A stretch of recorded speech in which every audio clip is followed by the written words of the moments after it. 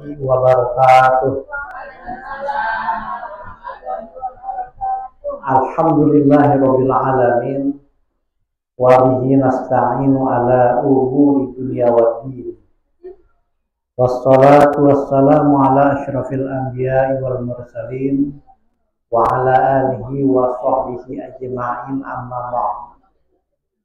Rabbi shrah li sadri wa yassir li amri wahlul 'uqdatam min lisani yafqahu qawli, amin ya rabbal alamin.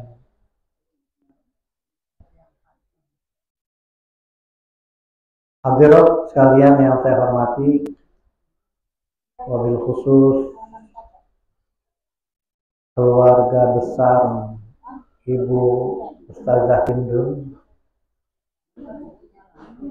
ibu-ibu sekalian ya, yang saya tidak bisa sebutkan satu persatu, namun tidak mengurangi rasa hormat dan takzim saya.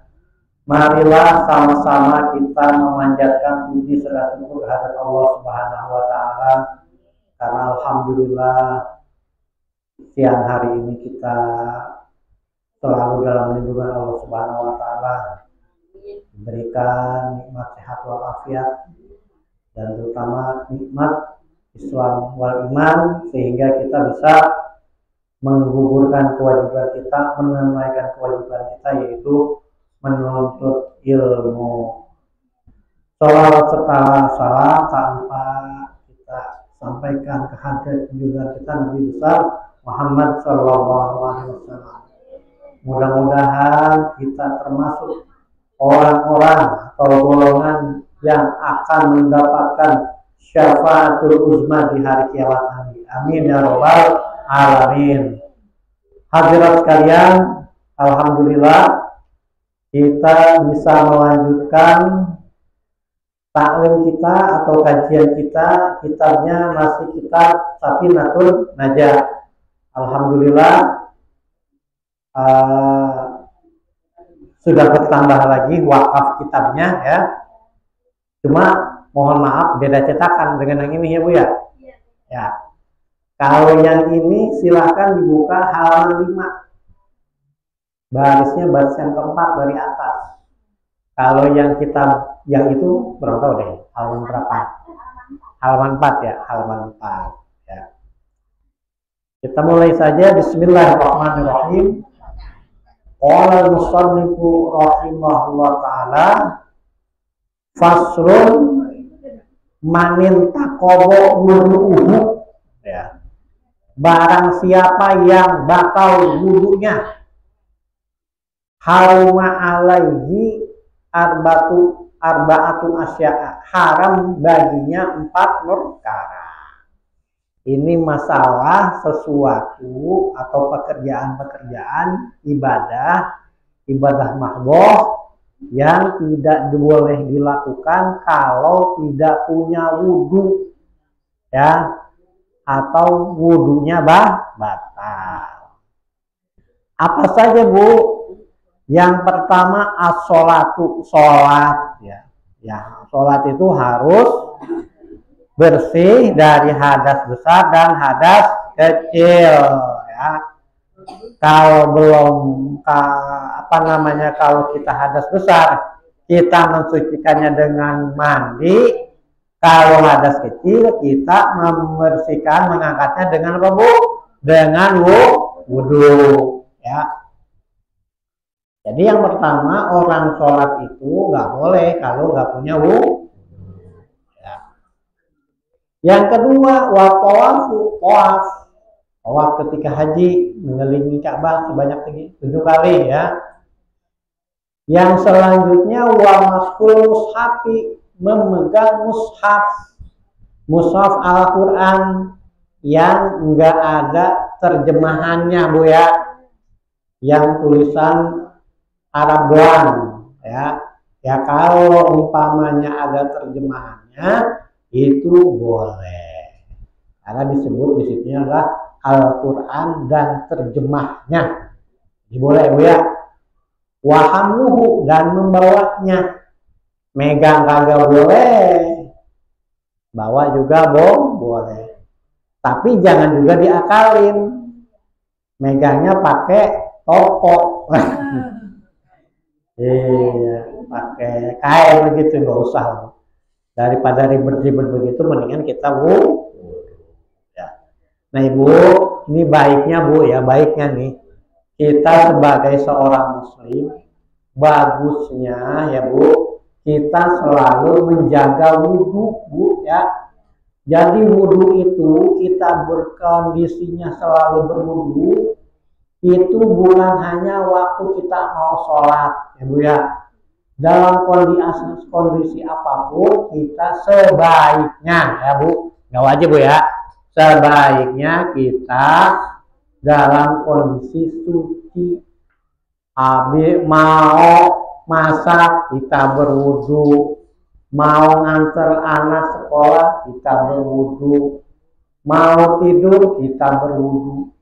Begitu batal wudhu kita wudhu lagi.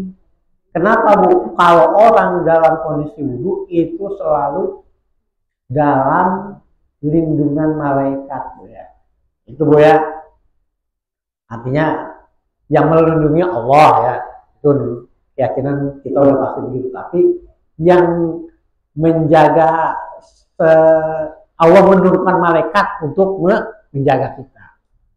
Nah, bagusnya Bu, ketika kita setelah selesai wudhu, kita sholat wudhu Bu, 2 rakaat ya. Kenapa Bu? Ini bagus banget karena dalam satu riwayat disampaikan bahwa Nabi itu mendengar trompahnya Bilal di surga. Jadi kiamat belum terjadi, Bilal belum meninggal, tapi trompahnya udah kedengeran di surga. Kenapa? Karena Bilal bin Rabah, salah satu sahabat Nabi itu rajin banget sholat sunnah wudhu. Gitu Bu. Jadi kita habis wudhu langsung kita sholat sunnah 2 rakaat. Niatnya gimana? Ya niatnya di dalam hati dah. Kalau umpamanya pakai bahasa Arabnya ribet.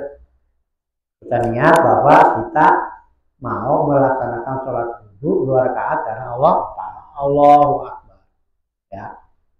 Apa yang dibaca? Yang dibaca Al-Fatihah saja. Rakaat pertama Al-Fatihah, rakaat kedua Al-Fatihah. Assalamualaikum, selesai. Udah dah masak, kita ngantar sekolah dan sebagainya. Itu Bu, ini amalan-amalan sunnah yang bagus banget kalau kita lakukan. Ya Bu ya. Jadi akhirnya nanti kita nggak akan terhalangi kalau misalnya ngeliat Quran tergeletak. Mau tergeletak begitu kan, kadang-kadang misalnya bocah habis baca Quran jangan lupa pindahin gitu kan. Nah kalau kita pakai dalam kondisi berwudu langsung aja kita pegang, kita pindahin kan, nggak pakai ribet-ribet gitu ya. Jadi gitu, ketika kita setelah mandi ya langsung aja wudhu ya. Begitu kita batal wudhu, kita wudhu lagi ya. Kemudian wa yahrumu alal junubi, dan haram bagi orang yang berjunub atau hadas besar, punya hadas besar. Apa Bu? Sitatu asya'a, 6 perkara. Apa tuh Bu? Yang pertama as-sholatu, sholat ya. Hadas kecil aja kagak boleh sholat, apalagi hadas besar. Jadi kalau kita habis tidur ya, Ibu habis tidur sama suaminya, saya habis tidur sama istri saya, ya nggak boleh langsung sholat, wajib mandi dulu ya Bu ya. Mandinya mandi wajib. Yang rukun dan pembahasannya sudah kita bahas pekan yang lalu. Yang satu adalah as-sholat. Yang kedua watawafu, mengelilingi Ka'bah 7 kali. Yang ketiga wa mashul mushafi, memegang mushaf, wa hamluhu, dan membawanya, wal lubsu fil masjid, dan diam di dalam masjid ya. nggak boleh ya, diam di dalam masjid, atau masjid di sini termasuk juga musola Bu ya, ya, karena istilah musola yang dipakai sholat berjamaah itu cuma ada di Indonesia. Sebenarnya dia masjid juga, cuma ya kalau di Arab sana, maksudnya selain di Indonesia, masjid itu ada dua, masjid jami dan masjid ghair jami. Masjid jami itu adalah masjid yang dipakai Jumatan. Kalau masjid ghair jami yang nggak dipakai Jumatan, yang di kita disebutnya musola. Nggak ada musola di Arab tuh. Di Arab musola itu adalah tempat sholat yang ada di rumah. Nah, di rumah kan ada tuh ruangan berapa meter kali berapa meter, itu namanya musola ya, musola ada tuh. Tapi kalau yang ada di lingkungan dipakai sholat berjamaah itu namanya masjid juga. Tapi masjid ghair jami, ke musola juga nggak boleh kalau dalam keadaan junub. Jadi jangan begini, masuk ke musola nggak apa-apa. Kenapa? Kan yang dimaksud di sini karena yang itu ada dalam tulisan di sini masjid, bukan begitu maksudnya. Musola juga termasuk yang disebut masjid. Selanjutnya wa qiraatul Quran, membaca Al-Quran. Jadi kalau kita lagi berhadis besar itu tidak boleh baca Al-Quran. Ya. Selanjutnya wa yahrumu bil haidhi asyaratu asya'a, haram bagi orang yang haid 10 perkara. Nah, ini perabotan khusus perempuan ya. Yang pertama as-sholatu, sholat. Yang kedua at-tawafu, tawaf. Yang ketiga wa maskul mushafi wa hamluhu, memegang mushaf Al-Quran dan membawanya. Kemudian wal lubsu fil masjidi, diam di dalam masjid ya, bagi orang haid itu nggak boleh. Yang selanjutnya wa qiraatul Quran, membaca Al-Quran. Membaca Al-Quran di sini adalah membaca tilawah ya Bu ya. Ya, misalnya habis maghrib kita biasa baca Al-Quran, itu kita buka mushaf ya Bu. Biasa kan begitu ya orang kita ya. Nah, kayaknya ibu-ibu juga begitu Bu ya. Habis maghrib pada baca Quran kan Bu? Alhamdulillah. Atau habis sholat subuh, sebelum ngapa-ngapain kita baca Quran dulu, itu bagus banget. Nah, di sini yang dimaksud membaca Al-Quran itu adalah membaca tilawah, tapi tidak termasuk zikir Bu ya. Zikir. Kalau misalnya kita punya zikiran, ya, Ibu di sini ada yang mengamalkan ini nggak Bu? Apa namanya wazifatul kubro itu? Al-Maksurat. Ada nggak yang mengamalkan Al-Maksurat di sini? Ada ya? Ya. Ada misalnya ya. Di sini Ibu ada yang mengamalkan Al-Maksurat ya. Al-Maksurat itu adalah zikiran-zikiran yang isinya ayat-ayat Al-Quran. Nah, ini Al-Maksurat ini adalah zikiran, wiridan. Di situ baca isinya ayat-ayat Al-Quran, tapi juga ada ada juga yang bukan ayat Al-Quran. Nah, kalau ayat Al-Quran konteksnya zikiran, ada dalam zikiran, itu tidak apa-apa dibaca. Ya, misalnya kan ya kita ini udah punya, ya dalam kondisi head itu apa-apa. Kan orang head zikiran mah jangan lepas Bu, tetap zikiran. Mau baca selawat mau baca apa, la ilaha illallah subhanaka inni kuntu minadz dzalimin, atau mau baca apa namanya subhanallah kan orang haid mah boleh ya. Nah, kalau misalnya kita punya zikiran wiridan yang rutin dan di situ ada ayat-ayat Al-Quran, wiridan Al-Quran yang ada dalam wiridan kita, dalam zikiran itu boleh kita baca. Yang tidak boleh adalah membaca tilawatil Quran mushafnya itu ya. Paham ya Bu ya? Ya. Kemudian wasomu, puasa, ya nggak boleh orang yang haid itu puasa. Watolaku, bercerai. Jadi kalau lagi haid itu nggak boleh suami atau tidak boleh terjadi perceraian.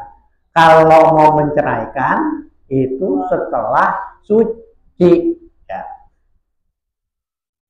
Yang selanjutnya wal mururu fil masjid, lewat masjid. In khofat tawi suhu, sekira-kiranya khawatir bisa mengotorinya.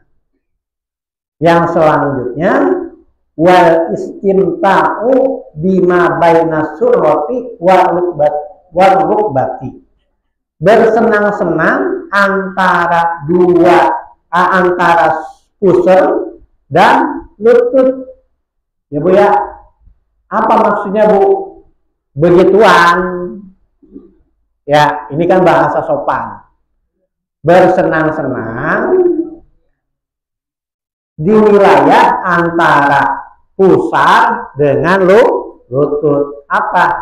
Yang di tengah-tengah itu.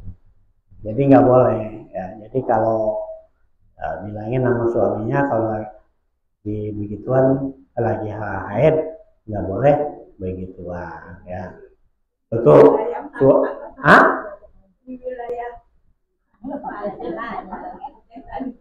Iya, wilayah pusar dengan lutut.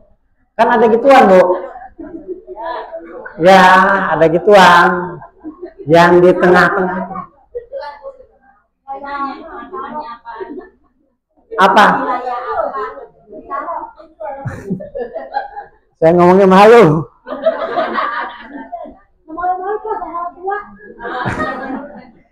Iya, nggak boleh berhubungan suami istri maksudnya.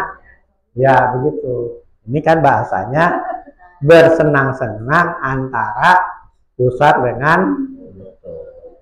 Jadi memang Bu, bahasa fikih apalagi bahasa Al-Quran untuk yang hubungan suami istri itu emang halus Bu. Ya, bahasa Arab itu kadang-kadang pakainya ata almar'ata, ya, mendatangi perempuan. Dalam hadis itu ada begitu. Seseorang mendatangi perempuan, mendatangi istrinya. Ngapain datangin istrinya? Maksudnya begituan. Atau aula mastumun nisa, menyentuh perempuan. Menyentuh di sini apa? Menyentuh ya begituan, gitu. Begitu. Ahe-ahe.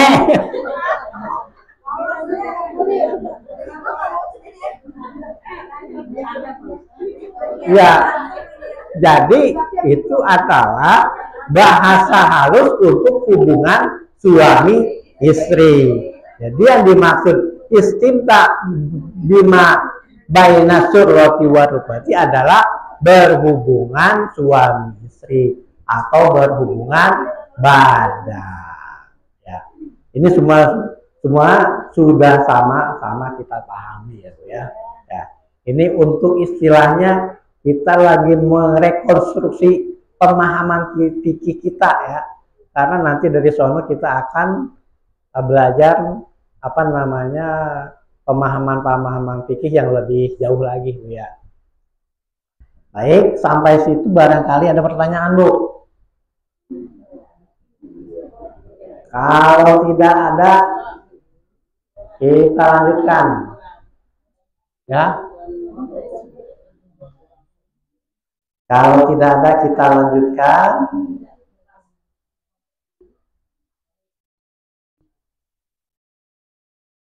Asbabut tayammum.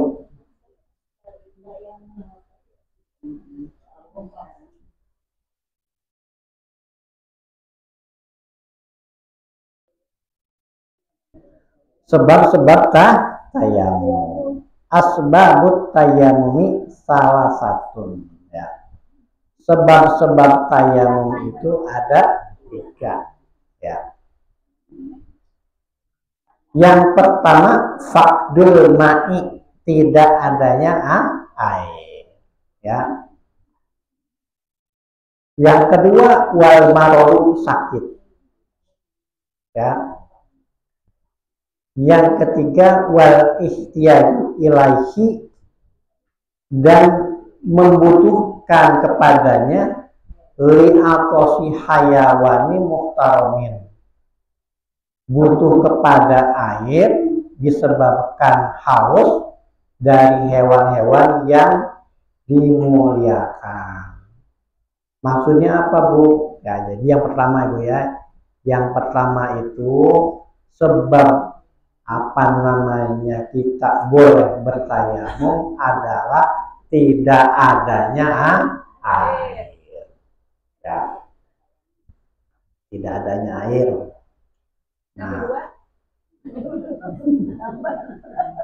Nah gini, Bu, ini saya perlu agak panjang juga menjelaskan tidak adanya air, Bu, ya. Rasa-rasanya, ya, rasa-rasanya kalau kita masalah tidak adanya air ini suatu yang ya boleh dibilang mustahil. Tapi ada, Bu, sebuah kejadian, ya. Waktu ta'lim di musola, ini ada jemaah yang bilang begini, ya. Pernah di Masjid Pondok Indah, ya. Pernah di Masjid Pondok Indah itu Jumatan. Yang namanya Jumatan di Pondok Indah kan orangnya banyak, Bu, ya. Lantai atas berapa ratus orang, lantai bawah berapa ratus orang. Itu suatu ketika terjadi kerusakan mesin air. Nah, akhirnya jamaah itu pelawakan, gimana nih? Air habis.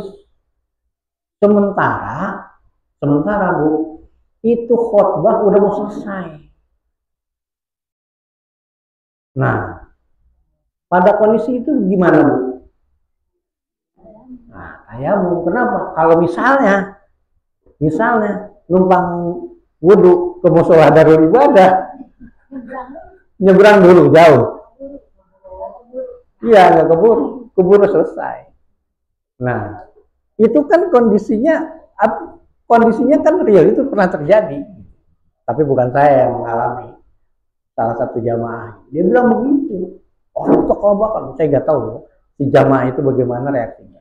Saya bilang pada kondisi seperti itu, air mah ada.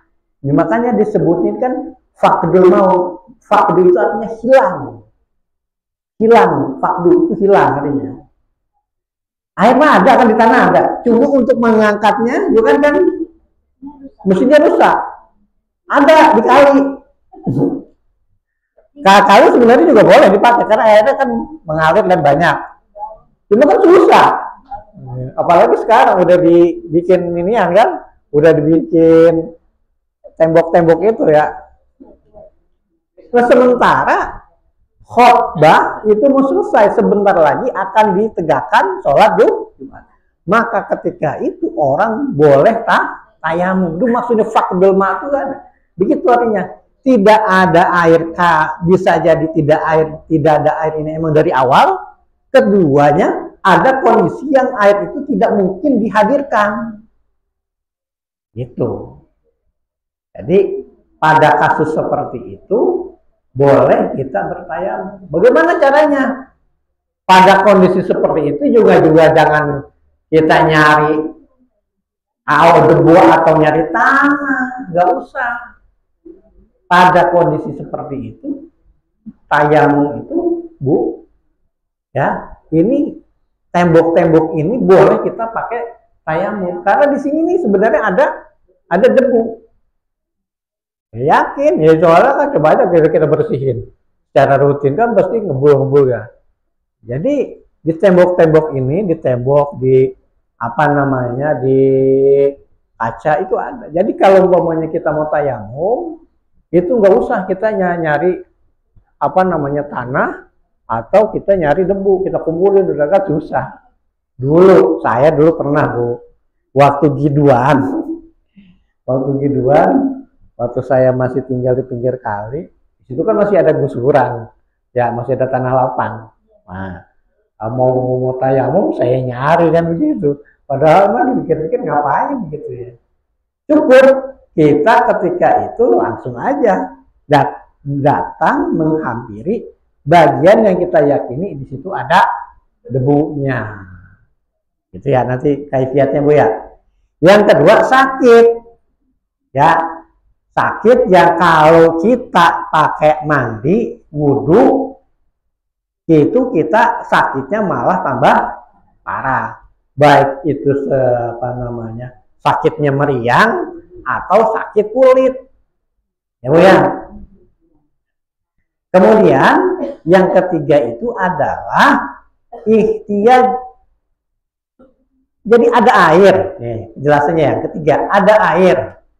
Tapi air itu dibutuhkan oleh ternak kita. Kita misalnya punya piaraan ya, punya piaraannya itu misalnya kambing. Ada air cuma seember-embernya. Kalau kita pakai buat wudhu bersuci, maka ternak peliharaan kita ini bakal mati. Kalau kita nggak kasih, maka pada kondisi seperti ini, air ini kita berikan saja kepada hewan ternak kita ngalah, kita bertayamum. Gitu ya.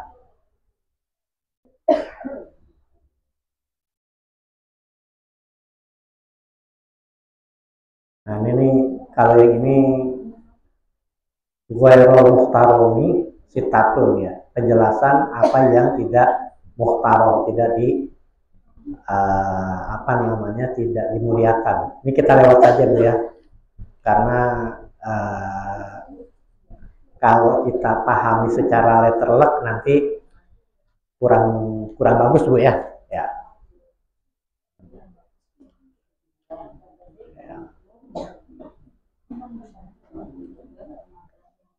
Kita lanjutkan saja Bu.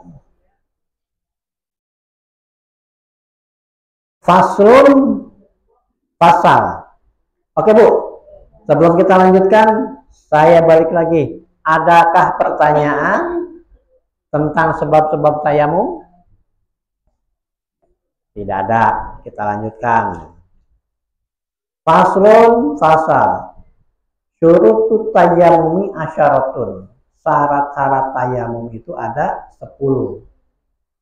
Ayakuna biturobin. Tayamum itu dengan turob, dengan debu atau tanah. Yang kedua wa ayakuna turobu tohiron. Dan adalah tanah atau debunya itu tohiron, suci. Yang ketiga wa alayakuna mustakmalan, dan tidaklah debunya itu mustakmal ya. Mustakmal itu yang bekas dipakai. Yang selanjutnya wa alayukholitahu wa ayukholitahu dakikun, dan tidak bercampur debu itu dengan dakik. Wanahuhu, dakik itu apa Bu? Dakik itu adalah tepung, ya, tepung. Jadi kalau misalnya di tempat-tempat tertentu yang di situ banyak tepung, kita hindari, jangan menggunakan debu-debu yang ada kemungkinan bercampur dengan tepung. Misalnya di pabrik roti, di pabrik donat, itu pastinya tembok-temboknya, dinding-dindingnya itu bercampur dengan debunya bercampur dengan tepung. Wa ayaksidahu ya. Yang selanjutnya adalah dia berkosor, bermaksud bertayamum. Kemudian wa ayam saha wajahu wa yadayhi bidarbataini. Yang selanjutnya adalah dia mengusap wajah dan dua tangannya dengan dua kali terbuka. Ya. Selanjutnya wa ayyuzilan najasata, dan hendaklah dibersihkan dulu najisnya awalan. Pertama-tama hendaklah dia membersihkan najis. Yang selanjutnya wa ayyajiha fil qiblati qablahu wa ayyajiha, dia berusaha berijtihad untuk menghadap kiblat dulu, tetap kiblat sebelumnya. Yang selanjutnya wa ayyakunat tayammu ba'da dukhulil waqti, dan hendaklah tayamum itu dilakukan setelah masuk waktu sholat. Yang selanjutnya, yang terakhir, wa ayyatayammama li kulli fardin, dan tayamum itu adalah untuk sekali sholat fardu. Jadi itu Bu ketentuan-ketentuannya. Jelasnya begini Bu ya. Jelasnya yang terakhir dulu ya Bu, yang saya jelaskan. Tayamum itu beda dengan wudhu. Bedanya di mana Bu? Kalau wudhu itu sifatnya mengangkat hadas kecil. Tapi kalau tayamum itu sifatnya listibahatis sholat. Makanya kalau kita niat mau pakai lafaz niat, tayamum itu nggak begini Bu bunyinya. Nawaitu tayamuma listibahati sholati fardol lillahi ta'ala. Udah apa Bu? Ya udah hafal ya. Ya saya ulangi 3 kali ya Bu ya untuk memantapkan. Yang udah hafal mudah-mudahan jadi ingat hafalannya. Kalaupun yang belum jadi tahu. Nawaitu tayamuma listibahati sholati fardol lillahi ta'ala. Aku niat tayamum untuk memperbolehkan aku sholat karena Allah Ta'ala. Jadi tayamum itu tidak mengangkat hadas besar, hadas baik besar maupun kecil. Hadas besar juga ya, Pak. Saya perlu jelaskan juga. Hadas besar juga bisa dengan tayamum. Jadi gini Bu, suatu ketika diriwayatkan dalam hadis Nabi itu bersama sahabat itu pergi berjihad perang. Nah, waktu itu ada sahabat, dan sahabatnya ini bukan cuma satu, mimpinya mimpi junub ya, mimpi begitu ya, mimpi indah ya. Sahabat ini nanya Bu Rasulullah, dan ketika itu air nggak ada ya, air nggak ada.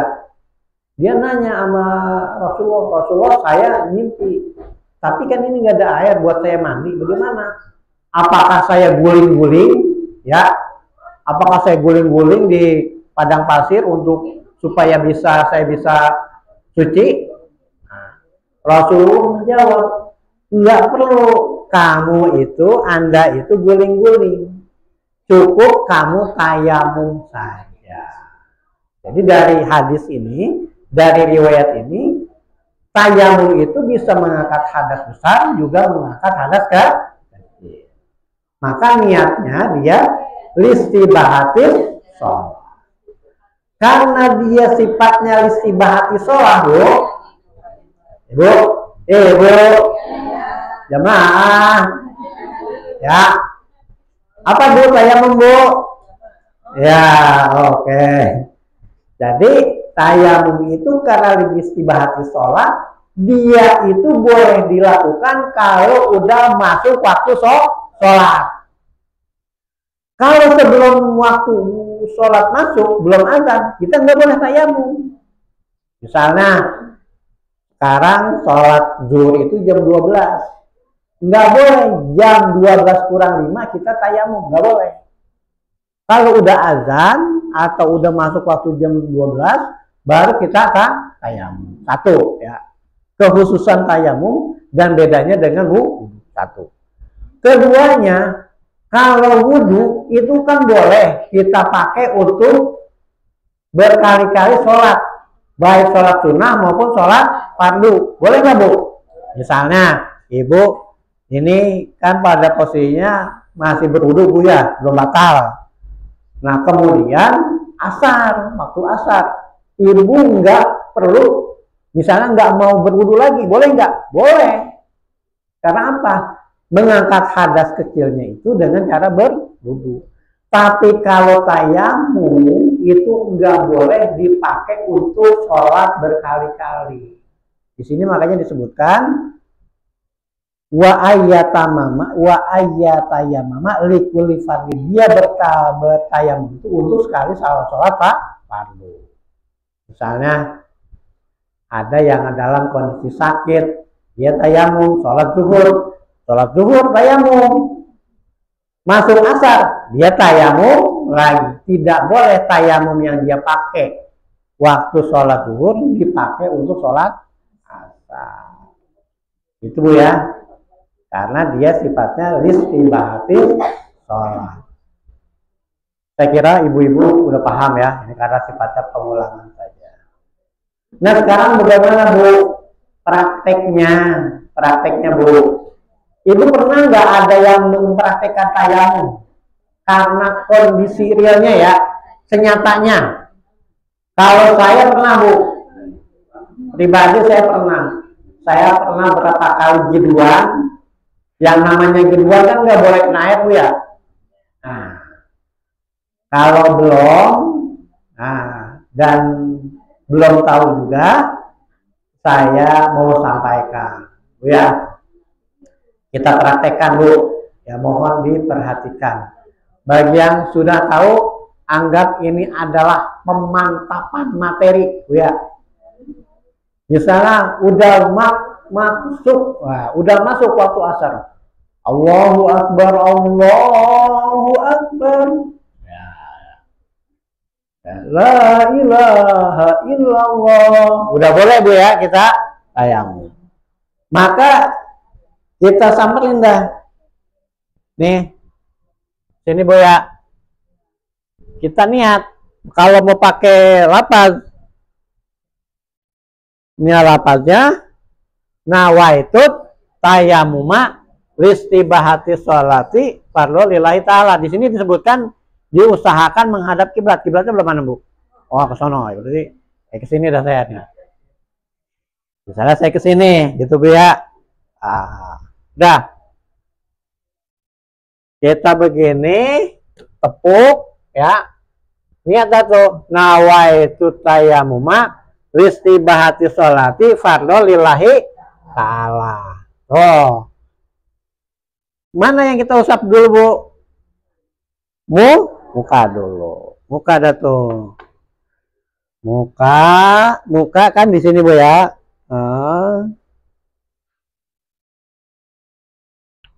Nah, selesai. Kali. Kan di situ disebutnya dorbata ini, 2 kali kita tepuk lagi.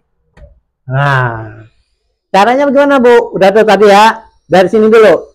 Set. Set. Set.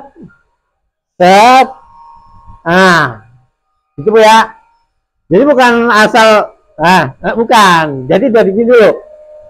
Telapak tangan dulu. Begini. Begini. Begini. Begini. Begini. Begini. Begini.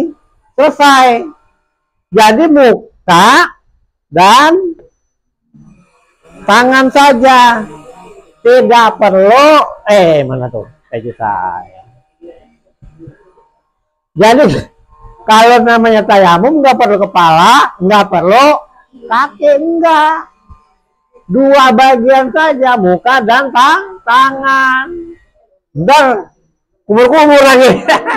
Kumur-kumur kayak debu. Jadi nggak perlu. Jadi gue ya, seperti tadi 2 kali tepukan. Tepukan yang pertama untuk muka, tepukan yang kedua untuk tangan. Sebenarnya sih ada ikhtilaf Bu di sini. Ada yang sampai marofik, ada juga yang begini katanya nih. A, A, A, A, A, A, gitu dua. Nah, tapi kita ngikutin anggota wudhu aja. Begini, begini, begini, begini, begini, begitu. Ya, Bu ya. Paham, Bu? Paham, gampang. Jadi bukan asal begitu ya, bukan, ada caranya. Boleh, Bu, kita praktekin, Bu ya. Ya, namanya kita antisipasi, Bu ya. Kita pengennya sehat selalu, amin ya rabbal alamin. Kita pengennya selalu ada air, amin. Tapi namanya situasi darurat kan kita nggak tahu, Bu. Kita kan manusia ini lemah, Bu. Terhadap yang terjadi besok kan kita nggak tahu. Jangan ada besok. Habis ini kita mau ngapain juga kita nggak tahu.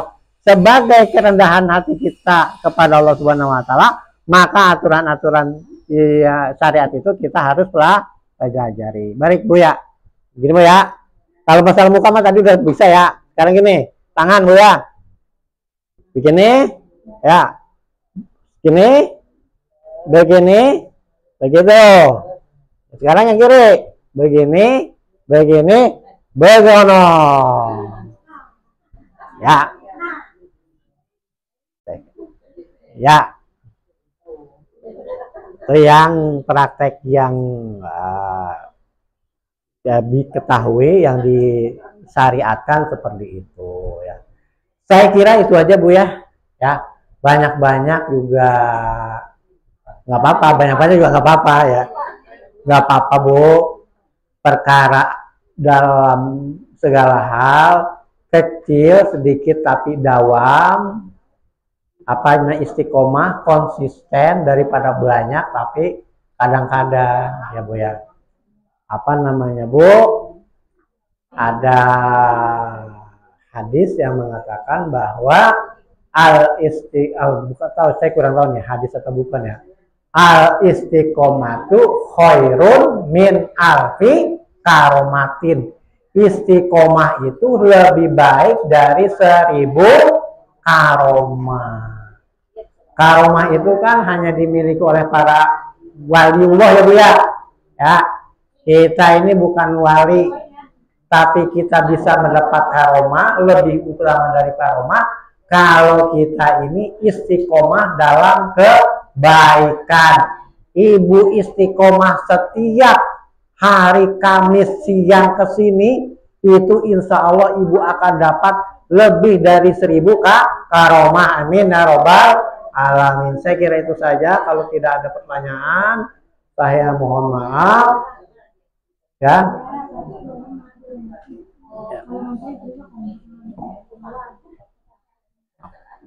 Matiin dulu.